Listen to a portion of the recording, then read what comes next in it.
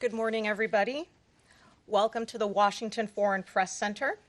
My name is Olga Bashbush, and I'm the program officer here in DC that covers the East Asia and Pacific region. I also want to welcome my colleagues and other journalists at our New York Foreign Press Center who are joining this briefing via Skype. Today's briefing is called The U.S. Vision for the Indo-Pacific Region. It will be on the record and live streamed on our website, which is fpc.state.gov. This briefing is for FPC members that are either from the East Asia and Pacific region or the South and Central Asia region. Once the briefing is concluded, we will upload the transcript and video to our website. Please give us a couple of hours to do so. We will begin this briefing with opening remarks from our three panelists. Gloria Steele, Acting Assistant Administrator of the Bureau for Asia at the U.S. Agency for International Development, Jonathan Hennick, Deputy Assistant Secretary for Central Asia Affairs, Public Diplomacy and Press, and Walter Douglas, Deputy Assistant Secretary covering the Offices of Regional and Security Policy, as well as Press and Public Diplomacy in the Bureau of East Asian and Pacific Affairs. For those that RSVP to this briefing, you receive their biographies via email. We also handed out their biographies during the registration process this morning. After the remarks from our three panelists, we will open it up for questions. Please wait for the microphone and state your name, outlet, and country clearly prior to asking a question. And with that, I yield the floor to Acting Assistant Administrator Steele. I think we were going to start. The other way? Yeah. Okay. Yeah, we please. start over here. All Yeah, right. sorry. Okay, great. Well, thank you, and I'm always delighted to see all this interest in the Indo-Pacific strategy as we go forward here in Washington. I go overseas a lot to make these presentations, but I've never made it in Washington to such an illustrious group. So, anyway, wonderful to have you all here, and thanks for your interest. Just to quickly give a little recap, the Indo-Pacific strategy was first announced by President Trump in Da Nang in 2017. And that put the onus on us to sort of say, okay, now let's fill in everything we have. And what we all worked towards in doing that was to have programs, money, and all those sort of things in place by the East Asia Summit in Bangkok on November 4th, where at the side, as a side event, we had the Indo-Pacific Business Forum. And at that venue, we announced what the Indo-Pacific strategy was, what all the programs were, and everything like that. We had them coming out and developing along the way, but this was really where we captured everything that we're doing. And if you haven't already, this is a 29-page report that captures what all these programs are. There are pictures in here and graphs, so it's not 29 pages of reading.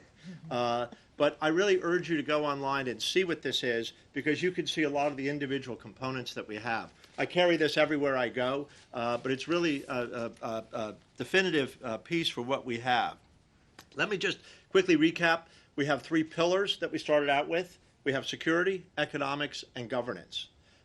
Security is in many ways something that I think we're all familiar with, what, say, Indo-PACOM has been doing, and as PACOM before that, for a long time. I don't want to get too much into that, but if you think of foreign military financing that comes through the State Department, we're looking at support for peacekeeping operations, training armies in the region for that, maritime domain awareness, that is helping Coast Guards. There's a lot of sea space out there. There's humanitarian assistance, disaster relief, helping training on that.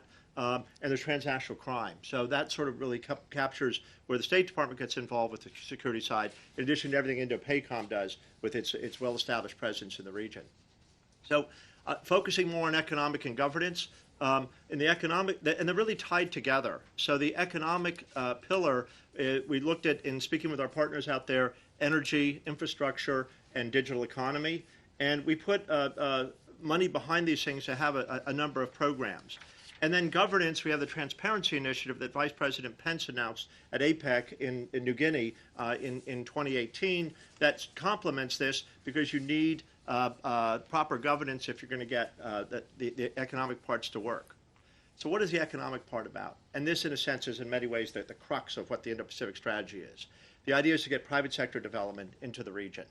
We do that because that's what America does. We very much believe in private sector-led initiatives.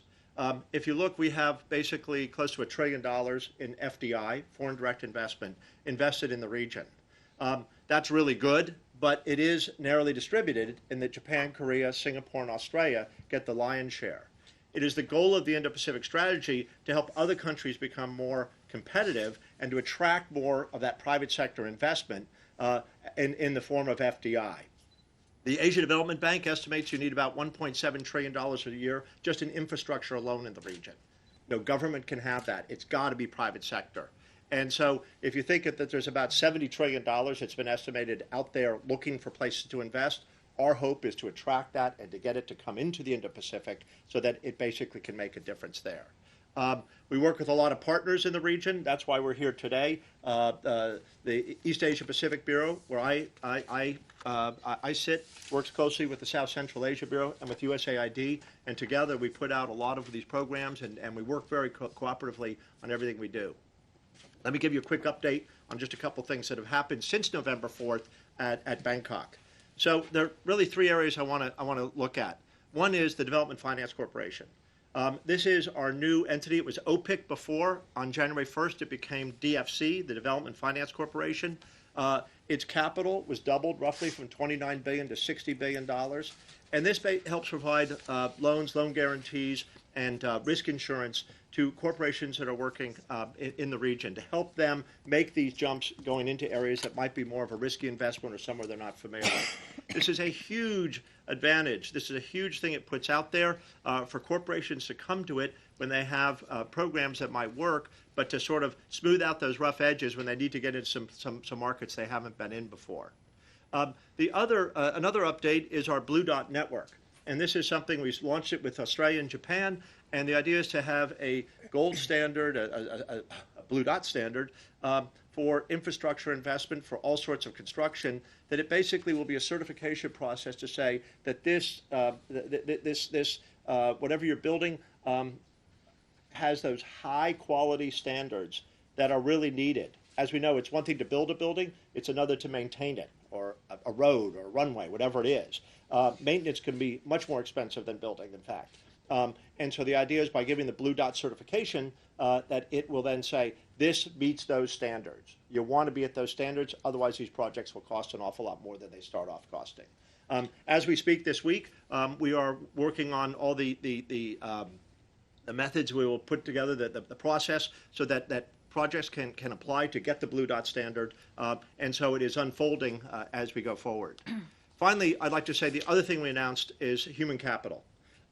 We are now, if you look at what is human capital, well, for the United States alone, what it is there are things like government programs. Think Fulbright program, think of visitors programs of all sorts, think of what the National Science Foundation does, all of these organizations of the U.S. government. But then there are all the students who study here. We have about over 700,000 students from the Indo-Pacific who study in our region. China and India are the two largest, but we have a lot of other countries from the region that their students come to study.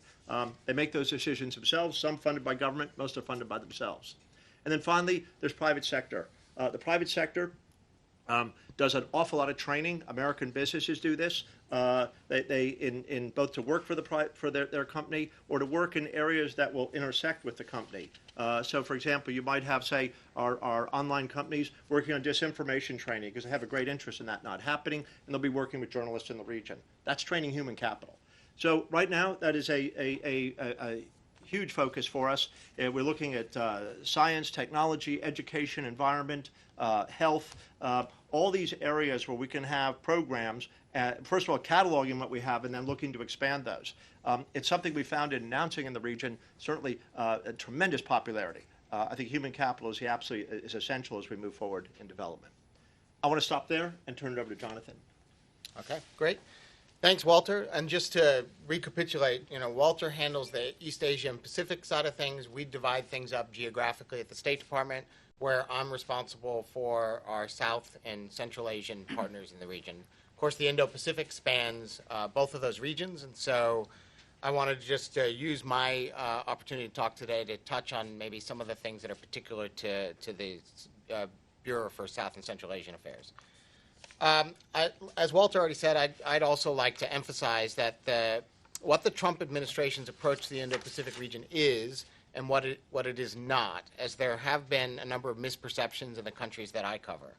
Simply put, our focus is to safeguard and advance the core principles that have brought unprecedented prosperity, peace, and stability to this region over the past 7 decades.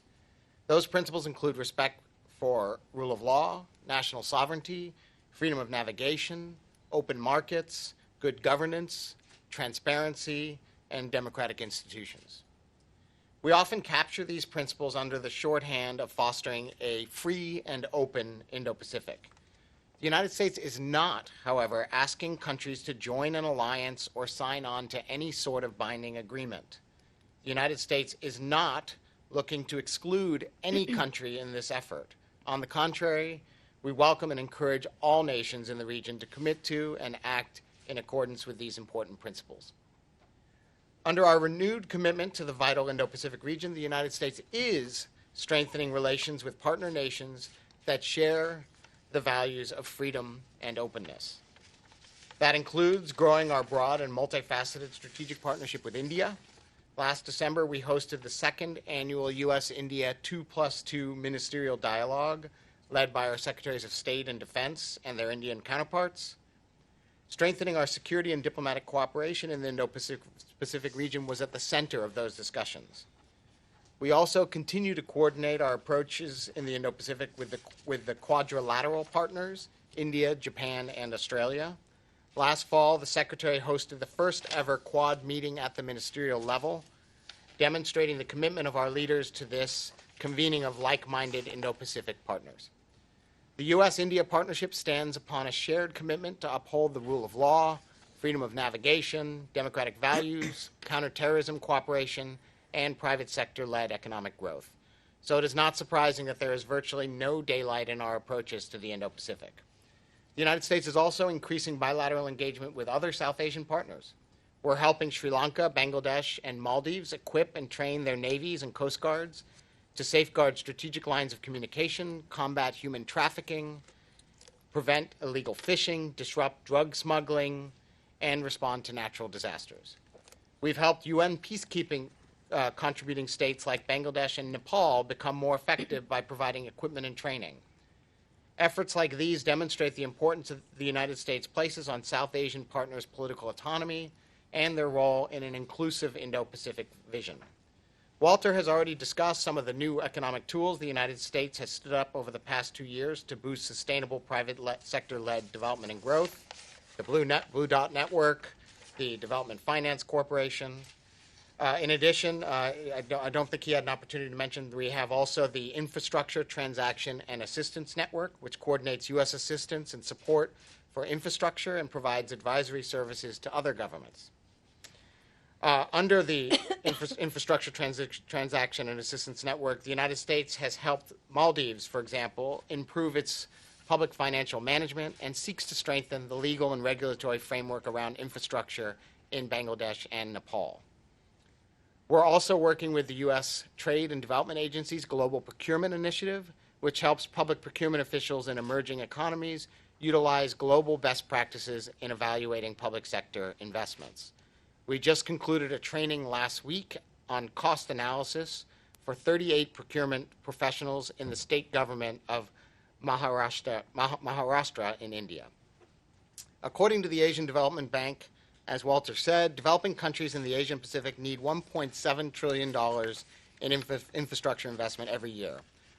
And again, just to underline, no single government has this much money, and that's why our strategy really prioritizes creating the conditions that are needed to unlock private sector investment, build local capacity, and create local jobs.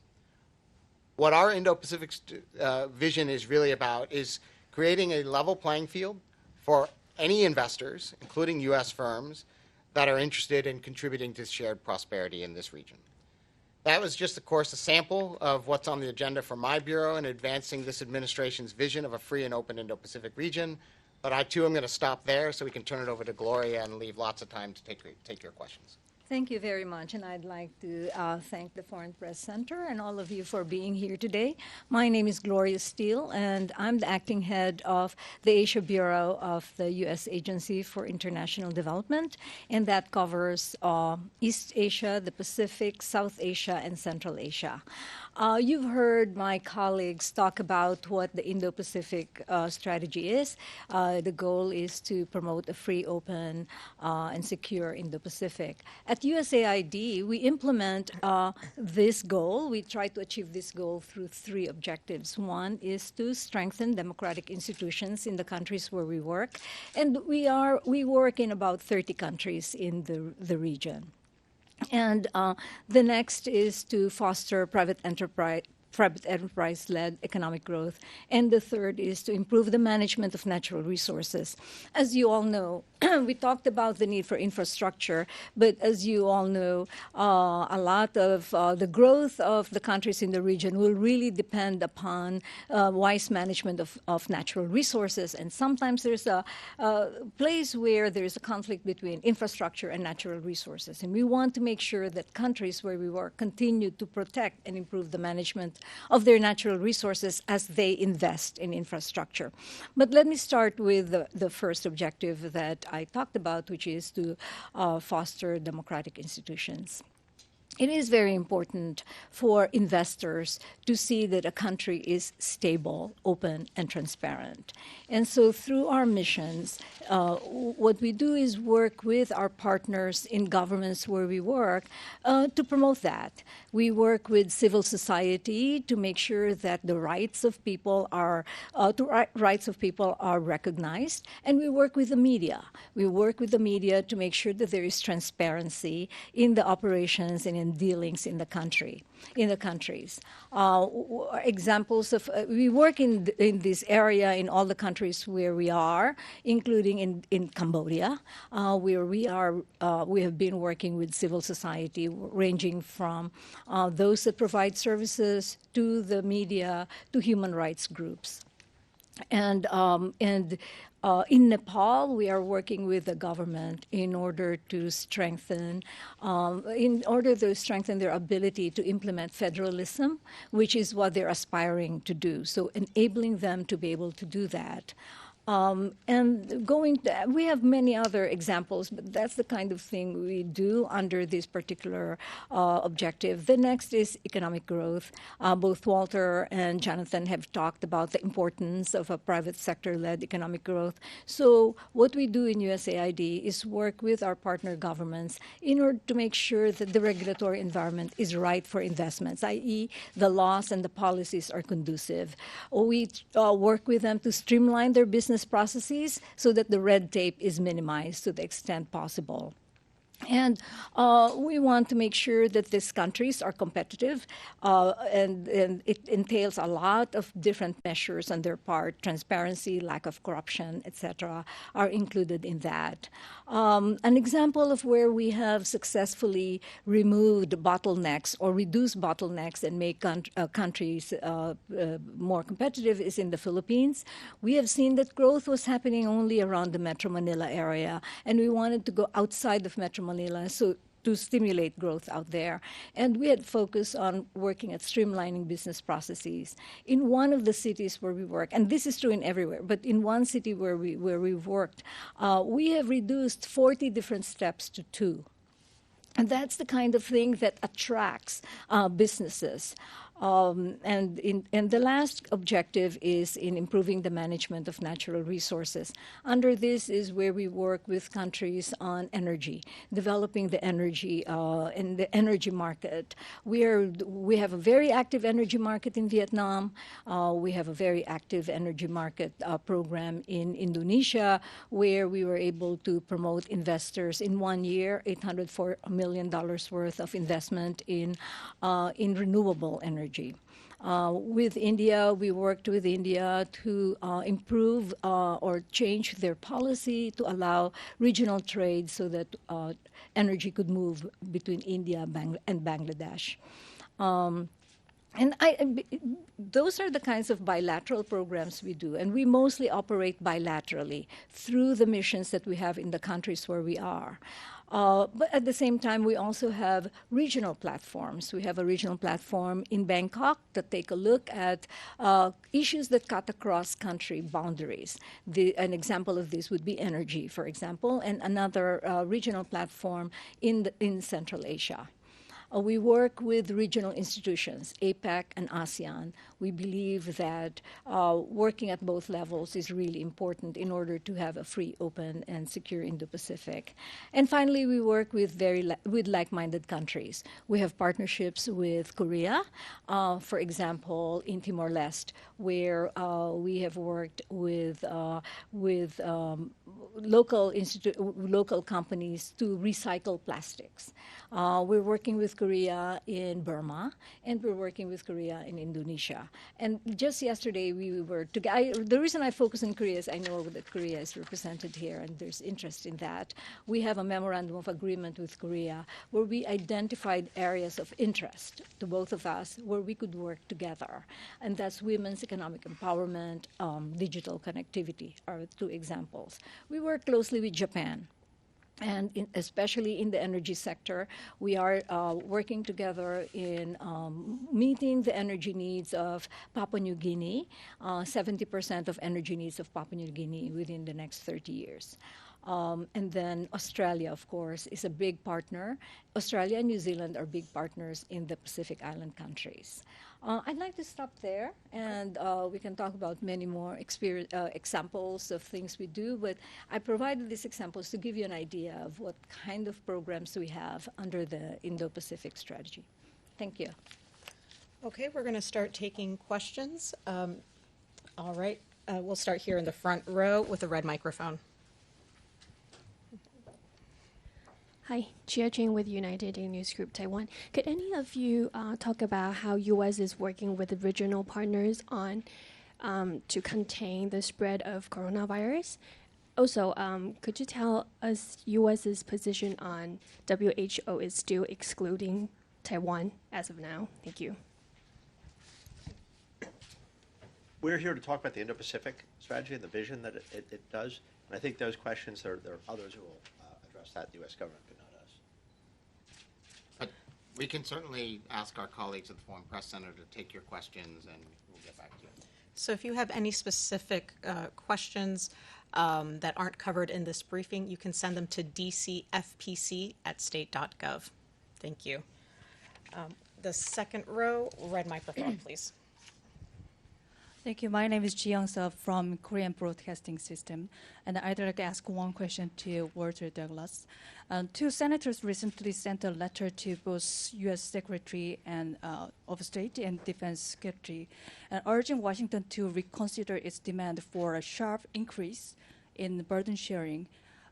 They pointed out that Washington's fixation on its notion of burden sharing beliefs fundamental misunderstanding of the value of the alliance and the importance position in the Indo-Pacific. We all know that the U.S. asked the West countries, including South Korea, should pay more, but there's some criticism that this is too much business-minded approach. So my question is that is the defense burden sharing negotiations taking place in line with the Indo-Pacific strategy? And do you agree with the criticism? And are you willing to reconsider your position? Thank you. Yeah, I think there are others who are addressing those negotiations, and I'm really talking about the Indo-Pacific strategy that does all these things that I spoke about, and I think what you're asking about is something specific that others would be better to address. It's starting to understand why there's a big turnout here. All right, we're going to take a question from our New York Foreign Press Center. Go ahead, sir. This is Arun Lewis from IANS. This is regarding Trump's forthcoming visit to India. What do you expect from the visit, specifically in terms of the Indo-Pacific? And I might also point out that this is probably the first purely bilateral visit that President Trump is having in the region, because others visits like to Japan and Korea and Singapore were related to multilateral matters. Do you see anything special coming out of this in terms of Indo-Pacific? Thank you. So, sir, would you be able to repeat your question? It was a little difficult to hear. You were talking about a bilat. Could you just speak a little louder, please? Okay. I just want to know what significance Trump's visit to India later this month has. Because one of the factors there is that it's probably the first bilateral visit country or on a bilateral agenda? Because in terms of his visit to South Korea or Japan or Singapore, they were related to multilateral matters. So do you see a special significance in this? And what do you expect to be the outcome of his visit to India in terms of Indo-Pacific and also bilateral issues? Certainly. Well, I've already spoken to the deep partnership we have with India and the strong bilateral relationship we have and the cooperation on the Indo-Pacific. With regards to a potential visit, I've certainly read press reports that are speculating about a possible visit to India, but I really would have to defer to the White House on any kind of announcement of any kind of upcoming visits. Okay, we're going to go to the back now. Red microphone to the third, yes, table, correct. Hello, thank you for taking my question. My name is Carissa. I'm a reporter for the Straits Times in Singapore. My question is about the US-ASEAN Summit coming up in March. Would you be able to confirm that it's on March 14 in Las Vegas and have an indication of what's on the agenda, as well as how many people will be attending, or just give us a preview of what to expect from the Indo-Pacific kind of agenda? Thank you. Once again, paraphrasing Jonathan over here, any announcements about anything like that would have to come from the White House. All right, we're going to go to New York, and then we'll go back here to the room. New York. Hi, I'm Nikila Natarajan, short is Nikki, from the Indo-Asian News Service. My question is specifically for either Mr. Douglas or Mr. Pennick, and this refers mostly to the nomenclature of the Indo-Pacific, more of a Indo-Pacific 101 kind of question. The nomenclature of the Indo-Pacific has come in for some renewed interest, scrutiny, call it what you want. What is the arc of influence? What are the areas that the Indo-Pacific really covers? The Russian foreign minister was in New Delhi and he said that this name itself is essentially to keep China out. But beyond that, what is the area that the Indo-Pacific covers? A very basic question to you.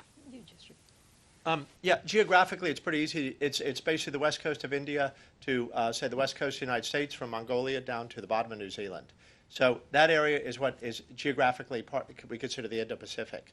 It is a vision, and I think why we say strategy was the original term. It's really a vision for how we see the region going forward in talking about free and open Indo-Pacific and talking about the private sector-led development, all that sort of thing. So it excludes no nation. We think every nation should be part of it. These are universal values that we're speaking about, and we think they are values that historically, especially, let's say, in the last 50, 60, 75 years, have brought a lot of prosperity to the region. So it's, in a sense, a restatement and upgrading and an inclusion of India in this wider vision because we see the economies and the interests being connected much more. But it excludes no nation in that region. Ms. Steele, did you want to say Yeah, something? I just wanted to add, I think I heard you ask about exactly what kind of activities. Is that what you were asking for, or what countries are covered? Area that it covers officially, basically. Okay. Yeah, that was my question. Thank you. Okay, we'll go to Bingru, please. Thank you very much. Bingru Wang with Hong Kong Phoenix TV.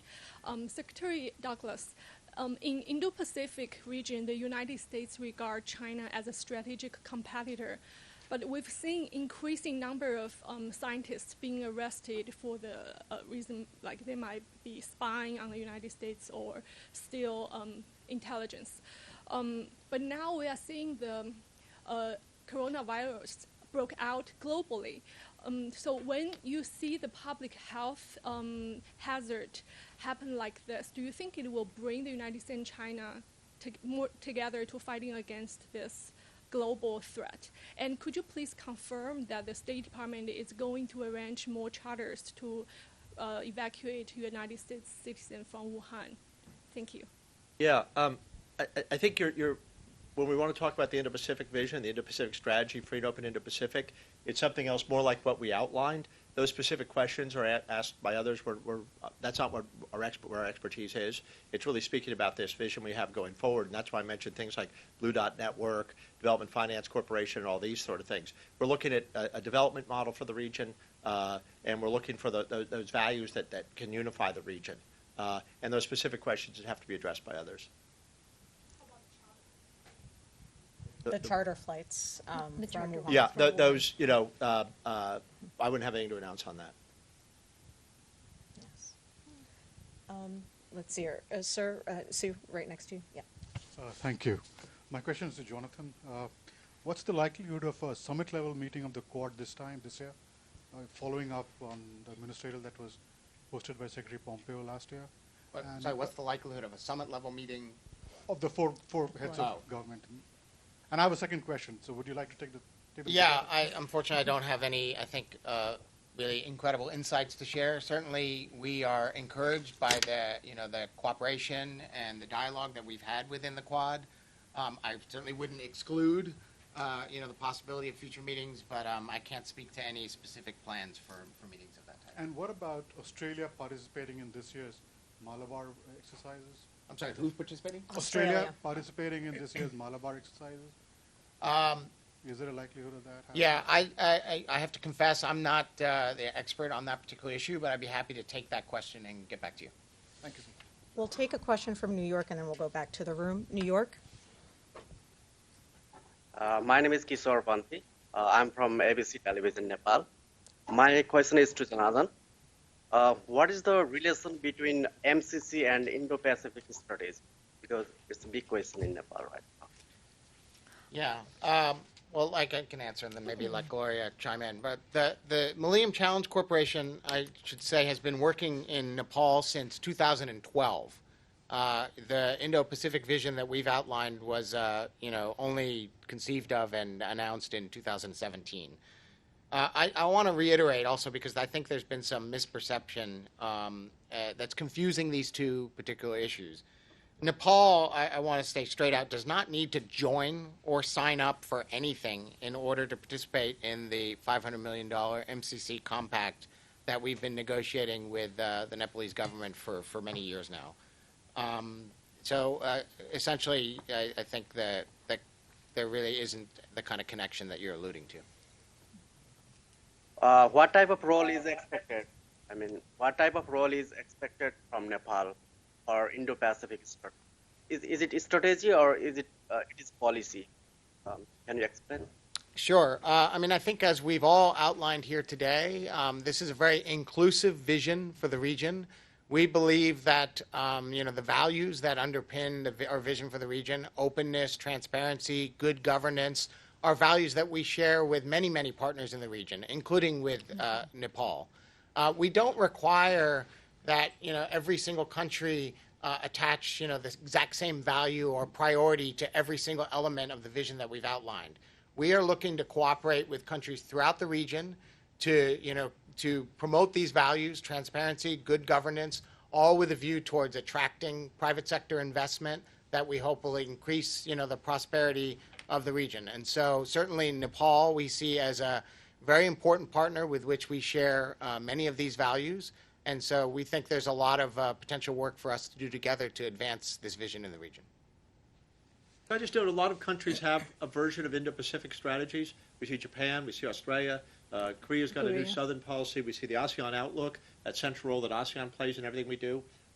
Like Venn diagrams we had in our mathematics courses when we were young, there's a lot of shaded area there. They're not perfect fits, but they're pretty close fits, which shows there's pretty much a common interest as we go forward and how the region should look and what interest we all have.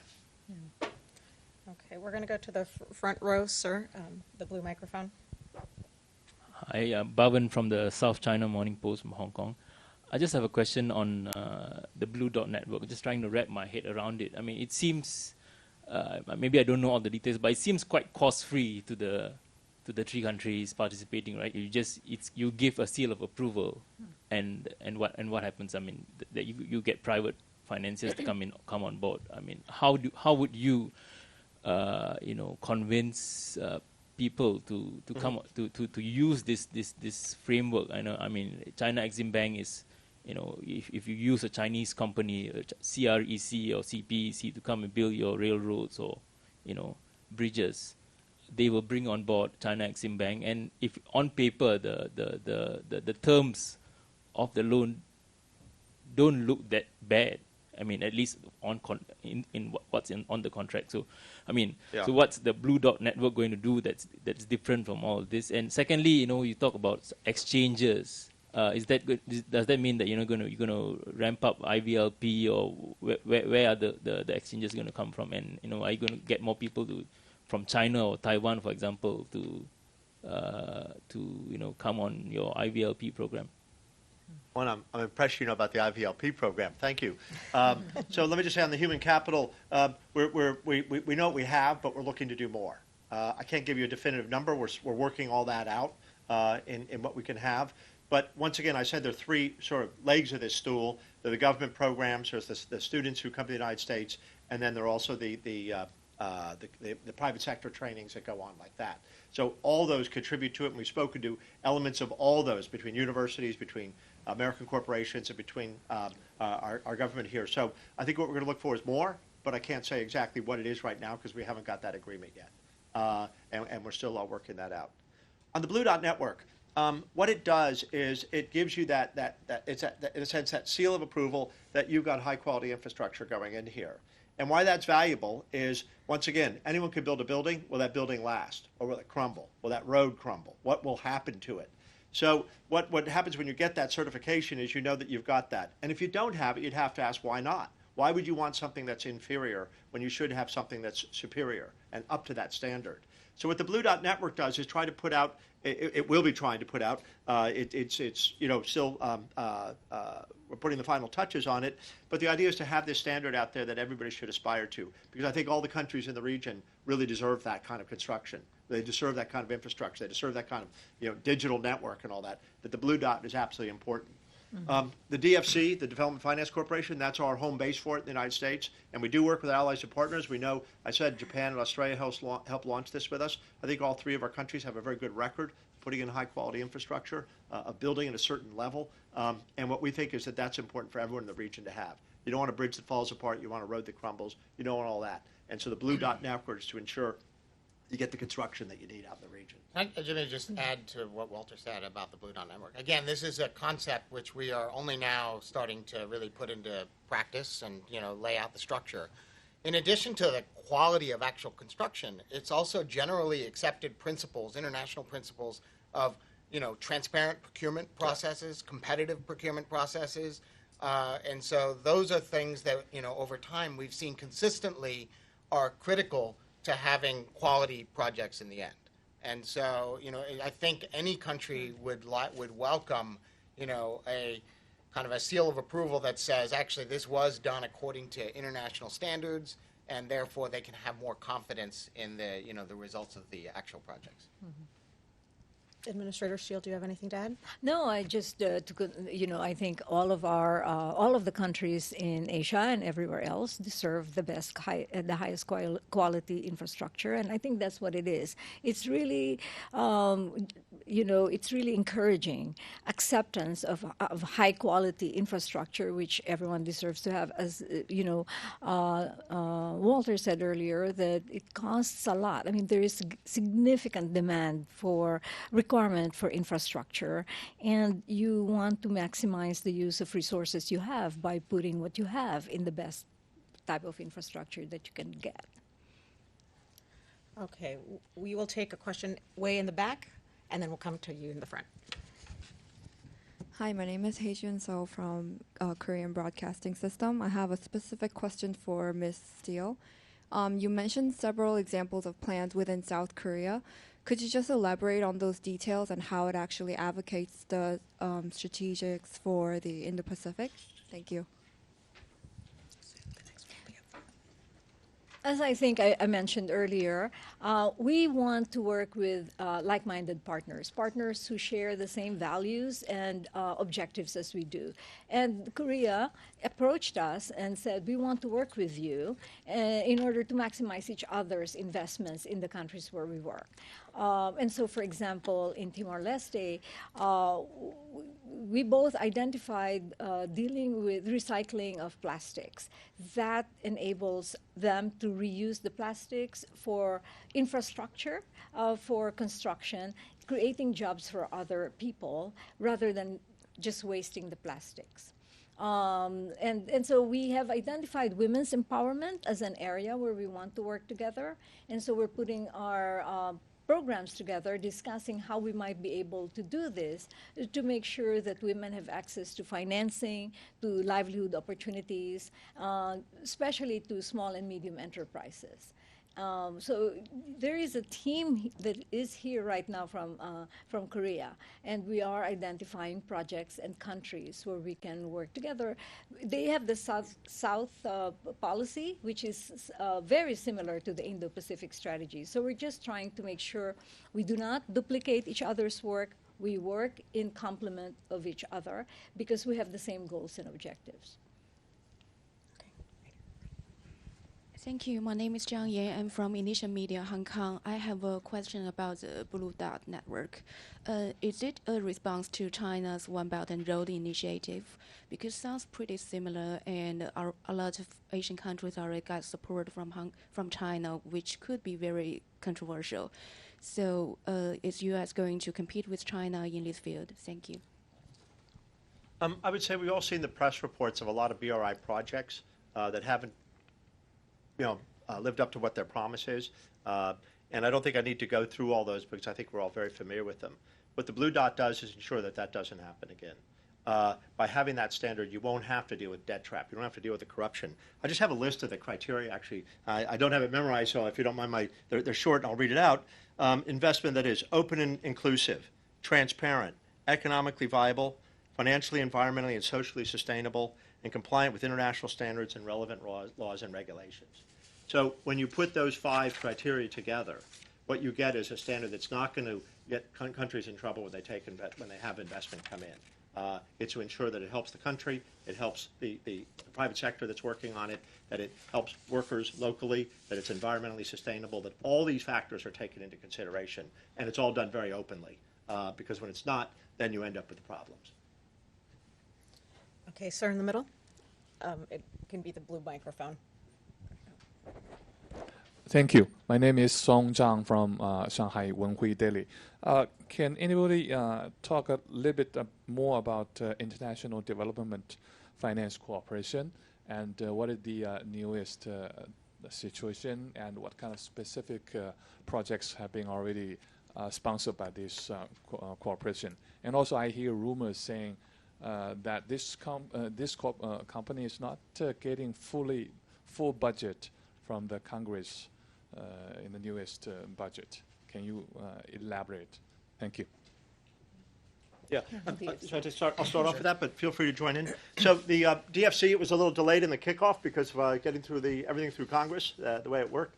So they're ready to launch. Adam Bowler is the head of it, and he's been briefing us all on what it is. They've got these plans going forward. The officers going into the field to find those deals, everything else that can go on where they can offer support. So what we've got is it's new. It's got more money. I haven't heard that there's a problem getting financing. We basically heard good word from Congress. It seems to be strong bipartisan support for it. So I think you'll see it unfolding as we go forward. But the idea certainly is that it will be there to really help businesses out and make the decision to and have the support to go invest in markets they haven't been in before. And that'll benefit both, say, the corporation that's putting in there or the business, whatever it is, as well as the country there. It's to help bring them together. And so I think it's a fantastic resource that we're going to have out there. But as I mentioned, it is in the process of being set up. Their officers are moving to the field. All those various things are happening right now. So stay tuned, but I think the picture is pretty bright moving ahead. Mm-hmm. I do want to mention that the Foreign Press Centers, we are going to have a briefing with the DFC in early February, so please be on the lookout for that media announcement. So we will have a little bit more for you in the coming weeks. We have about 5 more minutes. We can take about 2 more questions. Yes. Thank you, Olga. My question is about Blue Dot Network. I'm sorry, I'm Xian Yingtang from Guangming Daily. Walter said that the Blue Dot Network is a certification system. So I'm curious that is this only a certification system? It sounds like a Michelin restaurant ranking system, or it will involve some investment on infrastructure? Thank you. Yeah. I think that basically right now it is to certify. Think of these buildings you see around Washington, say LEED or something, you know it's at a certain standard of environmental quality. So right now it starts off as it will certify what we have. But it does certify also, for example, that you have a project that is market driven, that they're competitively bid, that it's got all those open and transparent standards that generally that lead to better development. So when you have it, you don't have to worry that there'll be corruption going into this project or that there'll be some unfair advantage that's taken of the country where this investment's going in. But what it does is, by setting those standards, it is to ensure that there is better, higher quality investment going in. But right now, simply to make that certification, you have to have certain standards, and those standards are what we want in the world. And that's why Australia, Japan, the United States came up with this, and other countries are more than welcome to join us, but we launched it. But we certainly want others to participate in it in every way they can. Are there any other questions here or in New York? All right, and for our briefers, do you have any last statements before we conclude the briefing? Okay, well then, thank you to all 3 of our briefers, and thank you all for joining us. We will upload the video and the transcript. There's other events going on today, so it'll be a little bit later in the afternoon, but it will be at fpc.state.gov. Thank you very much.